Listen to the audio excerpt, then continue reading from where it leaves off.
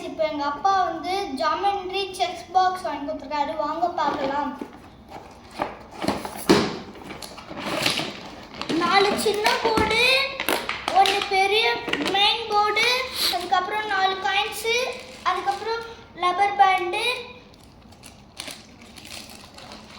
இப்போ இந்த கேமுடைய ரூல்ஸ் வந்து நம்ம வந்து ட்ரையாங்கிள் ஷேப்பில் வைக்கணும். அது வந்து யார் அதிகமாக ட்ரையாங்கிள் வச்சுருக்காங்களோ அவங்க தான் இந்த கேமுடைய வின்னர்.